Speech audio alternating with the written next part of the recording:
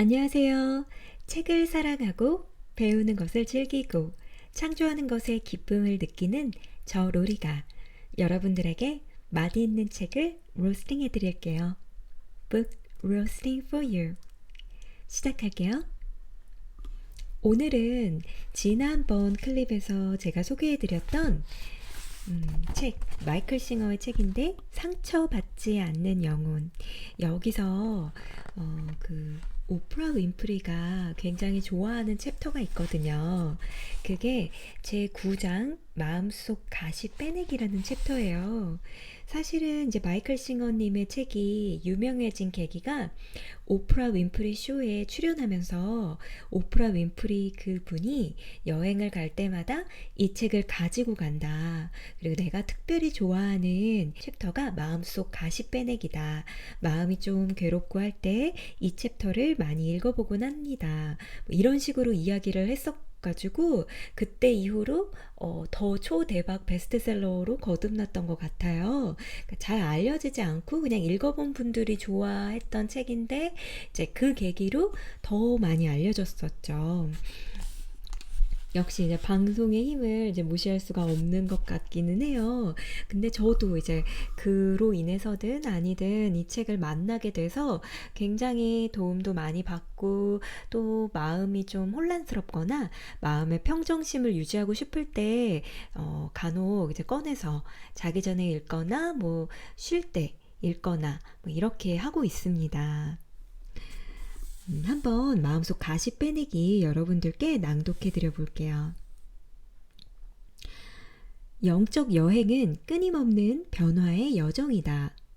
성장하기 위해서는 같은 자리에 남아있으려는 발버둥을 멈추고 항상 변화를 포용하기를 배워야만 한다. 가장 절실하게 요구되는 변화는 문제 해결 방식의 변화이다. 우리는 보통 자신을 보호하는 방식으로 내부의 혼란을 해결하고자 한다. 그러나 자신의 문제를 성장의 촉매로서 품어 안을 때만 진정한 변화가 시작된다.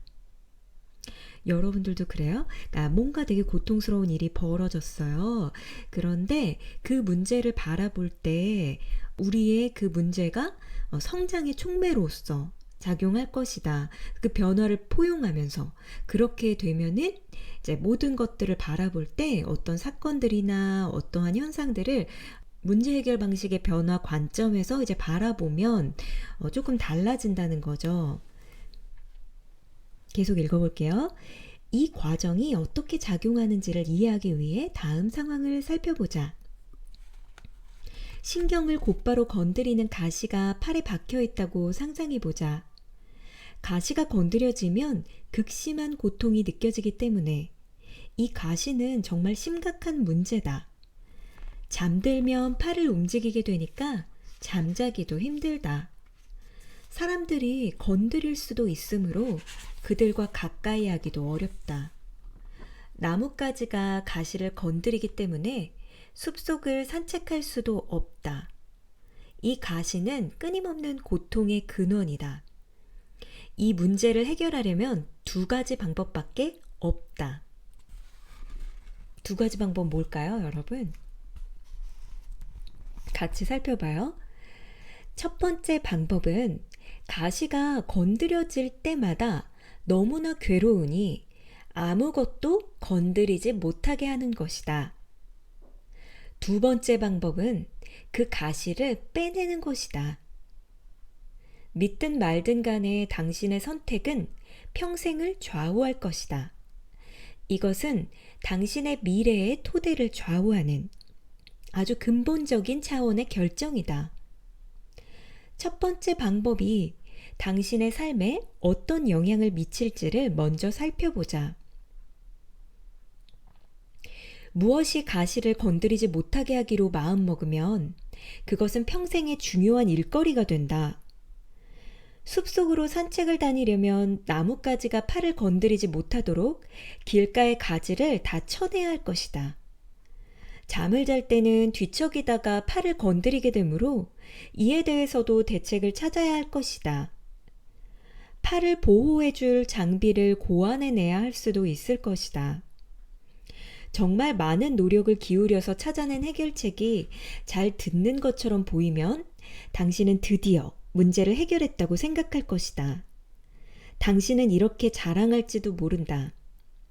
난 이제 잠을 잘 잘 수 있어. 게다가 어떤지 알아? 난 TV에 출연해야 해. 가시 때문에 고생하는 사람은 누구든지 내가 고안해낸 보호장비 덕을 볼 수 있거든. 거기다 난 로열티까지 받게 된다고. 자, 이제 당신의 온 생애가 이 가시를 중심으로 펼쳐지고 있다. 그리고 당신은 그것을 자랑스러워한다. 산책길에 잔가지를 쳐내고 밤에는 보호장비를 착용한다. 그런데 새로운 문제가 생겼다. 사랑하는 사람이 생긴 것이다. 그런데 포옹하기조차 괴로우니 이것은 큰 문제다. 가시를 건드릴 수 있으므로 아무도 당신을 만지지 못한다. 그래서 당신은 가시를 건드리지 않고도 사람들을 더 가까이 할 수 있는 새로운 종류의 장비를 만들어낸다.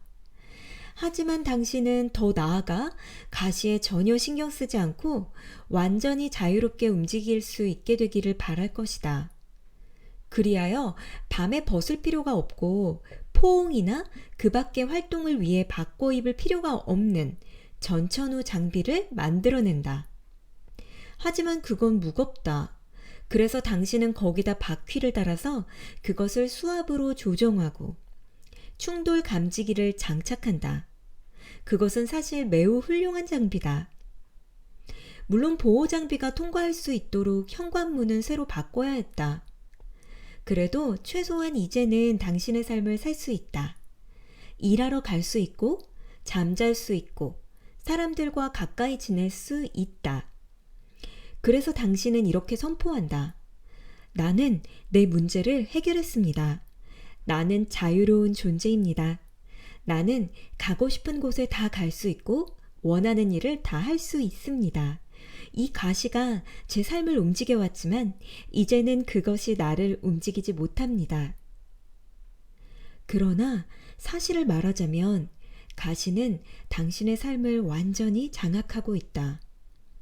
그것은 어디로 갈 것인지, 누가 편안한지, 누가 나를 편안하게 여기는지를 포함해서 당신의 모든 결정에 영향을 미친다. 그것이 당신이 어디에서 일할 수 있는지, 어떤 집에서 살 수 있는지, 어떤 침대에서 잘 수 있는지를 결정한다. 아무리 피하려고 해도 가시는 당신 삶의 모든 측면들을 지배하고 있다. 문제로부터 자기를 지키려고 애쓰는 삶 자체가 문제를 완벽하게 반영하고 있음이 드러난다. 당신은 아무것도 해결하지 못했다. 문제의 뿌리를 캐내지 못하고 대신 그 문제로부터 자신을 보호하려고 한다면 결국은 그 문제가 당신의 삶을 지배한다. 당신은 심리적으로 그 문제에 너무 고착된 나머지 나무만 보고 숲은 보지 못한다. 실제로 문제의 고통을 최소화했기 때문에 당신은 그 문제가 풀렸다고 느낀다. 하지만 그것은 해결된 것이 아니다. 당신이 한 일은 단지 문제를 피하는 일에 평생을 바친 것뿐이다. 그 문제는 이제 당신 우주의 중심이 되어 있다. 그것이 있는 것의 전부다.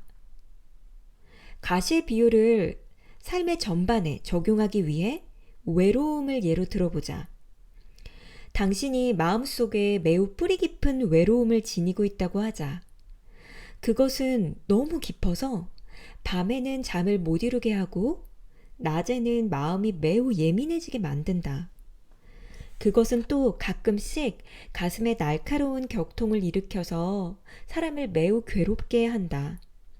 일에 집중하기가 힘들고 일상적인 활동에도 지장이 있다.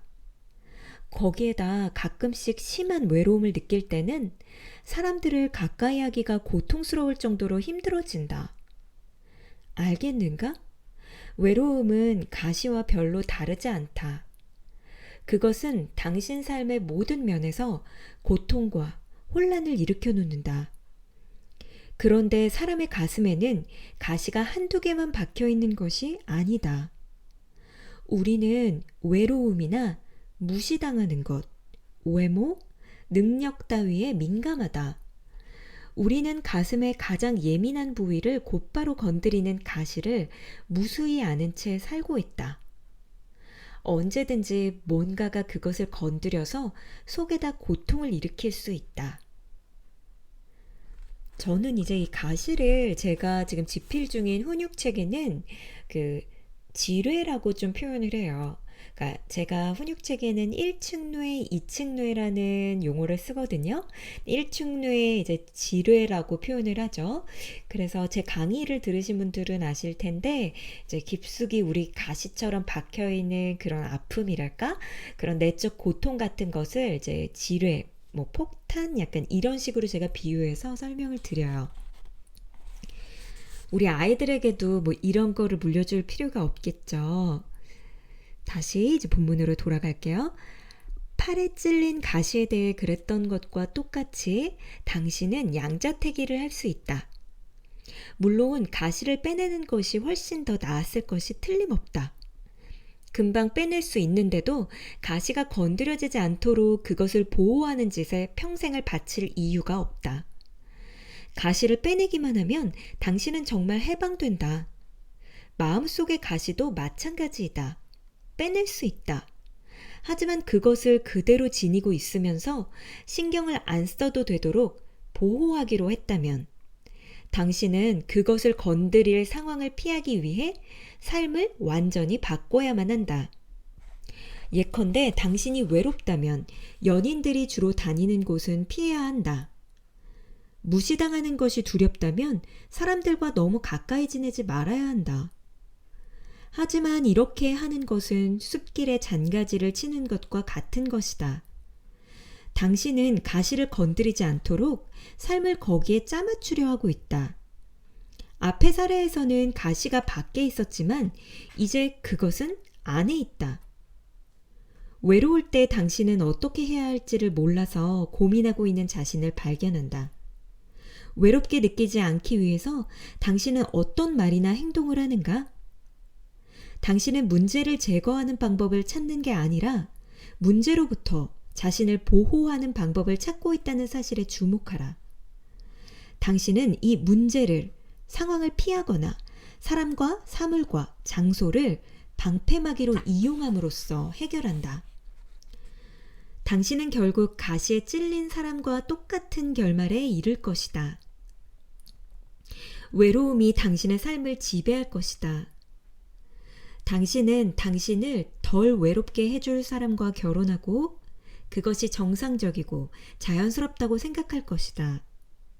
하지만 그것은 가시를 빼는 대신 그것이 건드려지지 않도록 피하는 사람과 똑같다. 당신은 외로움의 뿌리를 뽑아내지 않았다. 단지 그것을 느끼지 않도록 자신을 보호하느라 애쓴 것뿐이다. 누군가가 죽거나 떠나버린다면 외로움은 다시 당신을 괴롭힐 것이다. 외부의 상황이 마음을 보호해주지 못하는 순간 문제는 돌아와 있을 것이다. 그 가시를 빼내지 않는다면 가시와 그것을 피하기 위해 주변에 가져다 놓은 모든 것들을 책임져야만 하게 될 것이다. 당신의 외로운 느낌을 줄여줄 수 있는 사람을 만나는 행운을 얻는다면 당신은 그 사람과 관계를 유지하려면 어떻게 해야 할지를 고민하기 시작할 것이다. 당신은 문제를 회피함으로써 대충 무마할 수 있었다. 하지만 이것은 가시 때문에 보호 장비를 착용하는 것과 똑같다. 거기에다 당신의 삶도 짜맞춰야 된다. 핵심적인 문제가 남아있도록 허용하는 순간 그것은 여러 가지 문제로 확대된다. 그것을 간단히 제거할 수 있다는 생각은 떠오르지도 않을 것이다. 대신 당신이 생각할 수 있는 유일한 해결책은 그 경험을 피하려고 몸부림치는 것이다. 이제 당신에게는 그것에 영향을 미치는 모든 것을 고쳐놓는 것밖에는 선택의 여지가 없다. 옷을 어떻게 입을 것인지, 말을 어떻게 할 것인지를 고민해야 한다. 사람들이 당신을 어떻게 생각하는지도 고민해야 한다. 그것이 당신의 외로움과 애정의 갈구에 영향을 미칠 것이므로 어떤 사람이 당신을 좋아하고 그것이 당신의 외로움을 달래준다면 당신은 이렇게 말하고 싶어 할 것이다. 당신이 즐겁도록 무엇을 할까요? 당신이 원한다면 뭐든지 될게요. 나는 단지 이 외로운 날들만 없으면 돼요. 여러분도 이렇게 생각해 보신 적 있으세요? 한번 곰곰이 생각해 보세요. 이제 당신에게는 애정관계를 걱정하는 짐이 하나 더 생겼다. 그것은 관계의 배후의 긴장감과 불편한 느낌을 일궈낸다. 그것이 잠을 설치게 할 수도 있다. 하지만 당신이 경험하는 불편함의 뿌리는 외로움이다. 그것은 이런 식의 끝없는 생각들이다. 내가 말을 제대로 했나? 그녀가 정말 날 좋아하는 걸까? 아니면 나 혼자의 착각일까? 문제의 뿌리는 이제 더 깊은 문제를 회피하려는 얕은 고민들 밑에 묻혀 있다. 일이 매우 복잡해진다. 결국 사람들은 인간관계를 이용해서 자신의 가시를 감춘다. 존중하는 사이라면 상대방의 보드라운 부위를 건드리지 않도록 서로 행동을 조심하는 것이 예절이 되었다. 이것이 사람들이 벌이는 짓이다. 그들은 마음속의 가시에 대한 두려움이 자신의 행동을 지배하도록 내버려 둔다. 그들은 살갗에 가시를 지니고 사는 사람과 똑같이 자기 삶을 스스로 구속하고 만다. 하지만 내부의 혼란을 일궈내는 뭔가가 있다면 언젠가는 결단을 내려야 한다. 그 느낌을 피해 밖으로 나감으로써 혼란을 적당히 무마할 수도 있지만 그것에 평생을 메어놓는 대신 그냥 그 가시를 빼버릴 수도 있으니까. 내적 혼란의 근본 원인을 제거해내는 자신의 능력을 의심하지 말라. 그것을 정말 사라져버리게 할 수 있다. 자기 존재의 속 알맹이를 깊이 들여다보면서 삶을 몰아가고 있는 당신의 나약한 부분을 이제는 더 이상 원하지 않는다고 결심할 수 있다. 당신은 그로부터 해방되기를 원한다. 당신은 외로워서가 아니라 순수한 호기심으로 사람들과 이야기를 나누고 싶다. 사람들이 당신을 좋아해 줬으면 해서가 아니라 당신이 그들을 정말 좋아해서 인간관계를 맺게 되기를 원한다. 내면의 문제에서 도망가기 위해서가 아니라 정말 사랑하기 때문에 연애하게 되기를 원한다. 자신을 어떻게 해방시킬 수 있을까? 가장 깊은 의미에서 말하자면 자신을 발견함으로써 자신을 해방시킨다. 다시 한번 읽어볼게요, 여러분. 자신을 발견함으로써 자신을 해방시킨다. 당신은 당신이 느끼는 그 고통이 아니며 걸핏하면 스트레스에 짓눌리는 그 부분도 아니다. 이런 혼란의 어떤 것도 당신과 아무런 상관이 없다. 당신은 이것들을 인식하는 그다.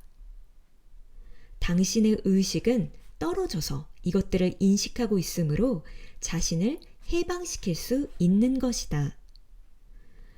마음속의 가시로부터 자신을 해방시키려면 그것을 만지작거리기를 당장 그만둬야 한다. 그것은 건드릴수록 더 약이 오른다. 당신이 그 경험을 피하기 위해 늘 뭔가를 하고 있기 때문에 그것들은 자신을 제대로 펼쳐낼 기회를 갖지 못했다. 원하기만 한다면 이 혼란이 올라오게 하여 놓아보낼 수 있다. 마음속의 가시란 과거로부터의 막힌 에너지일 뿐이므로 풀어놓을 수 있다. 문제는 당신이 그것을 풀려나게 할 상황을 전적으로 회피하고 있든가 아니면 자신을 보호한다는 미명하에 그것이 나오지 못하도록 억누르고 있다는 것이다. 당신이 집에서 TV를 보고 있다고 하자. 드라마를 재미있게 보고 있는데 두 주인공이 서로 사랑에 빠진다. 문득 외로움이 엄습하지만 당신에게 마음을 줄 사람은 아무도 없다. 흥미로운 것은 당신은 몇 분 전만 해도 멀쩡했다는 사실이다. 이것은 가시가 언제나 당신 가슴 속에 있었음을 보여준다. 단지 건드려지지 않았을 뿐인 것이다. 당신은 그 반응을 가슴이 공허한 느낌이나 덜컥 내려앉는 느낌으로써 경험한다.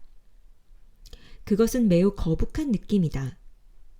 나약한 느낌이 엄습하고 홀로 외로움을 느꼈던 온갖 기억들과 당신에게 상처를 줬던 사람들의 생각이 떠오르기 시작한다. 과거로부터 저장되어 있던 에너지가 가슴에서 풀려나서 생각을 만들어내는 것이다. 이제 당신은 TV를 보는 대신 생각과 감정의 물결에 휩싸인 채 홀로 앉아있다. 뭔가를 먹거나 누군가를 부르거나 그 밖에 다른 행위들로 가라앉히는 것 말고 이것을 해결하기 위해서 당신이 할 수 있는 것은 무엇인가? 뭘까요, 여러분? 그건요, 당신이 그것을 인식하고 있음을 알아차리는 것이다. 뭐라고요, 여러분? 당신이 그것을 인식하고 있음을 알아차리는 것이다. 당신의 의식이 TV를 보고 있다가 지금은 마음속에 통속극을 보고 있음을 알아차릴 수 있다. 이 사실을 알아차리는 그가 바로 주체인 당신이다. 당신이 보고 있는 것은 하나의 대상이다. 공허한 느낌은 하나의 대상이다. 그것은 당신이 아니라 당신이 느끼는 무엇이다. 누가 그것을 느끼는가? 당신의 탈출구는 누가 그것을 인식하는지를 그저 알아차리는 것이다. 당신의 탈출구는 누가 그것을 인식하는지를 그저 알아차리는 것이다. 그것은 정말 이토록 간단한 것이다. 베어링과 바퀴와 수압장치가 달린 보호장비보다 훨씬 덜 복잡하다. 당신이 해야 할 일은 단지 누가 그 외로움을 느끼는지를 알아차리는 것이다. 알아차리는 그는 이미 자유롭다. 이런 에너지들로부터 해방되고 싶다면 그것을 속에다 감추지 말고 당신을 지나가게 해야만 한다. 다시 한번 읽을게요. 이런 에너지들로부터 해방되고 싶다면 그것을 속에다 감추지 말고 당신을 지나가게 해야만 한다. 당신은 어릴 적부터 이미 속에서 움직이는 에너지를 가지고 있었다. 깨어나서 당신이 그 안에 있음을, 그리고 예민한 그가 당신과 함께 그 안에 있음을 깨달아라. 당신의 그 예민한 부분이 혼란을 느끼는 것을 그저 지켜보라. 그것이 시기와 갈망과 두려움을 느끼는 것을 바라보라. 이런 느낌들은 인간 본성의 일부일 뿐이다. 잘 보면 그것들은 당신이 아니라는 것을 알게 될 것이다. 당신은 이 모든 것을 인식하는 내면의 존재다.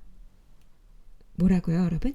당신은 이 모든 것을 인식하는 내면의 존재다. 중심에 머물러 있으면 힘든 경험조차도 음미하고 존중하기를 터득할 수 있다.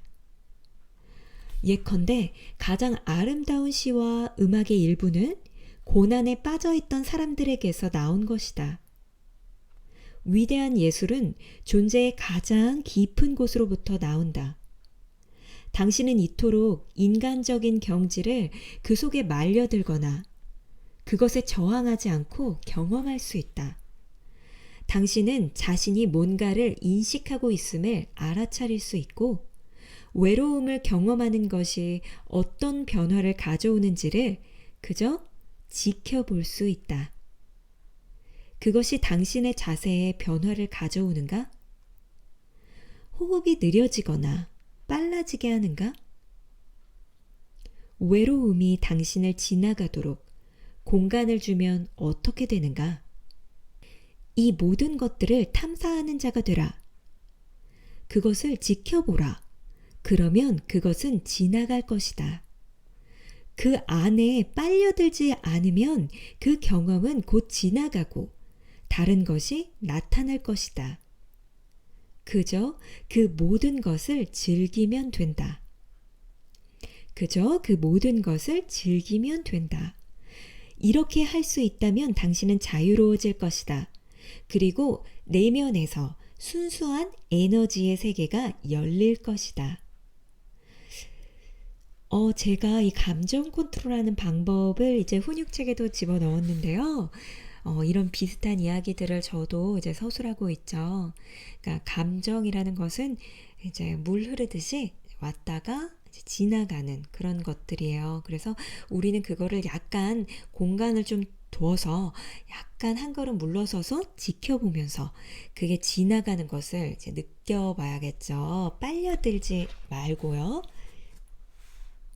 그 다음 본문에서 이제 참나라는 단어가 나와요. 진정한 나라는 뜻이죠. 참된 자. 참나 안에 오래 머물러 있으면 이전에 한 번도 경험한 적 없는 어떤 에너지를 느끼기 시작할 것이다. 그것은 당신이 마음과 감정을 경험하는 곳인 앞쪽보다는 뒤쪽으로부터 올라온다.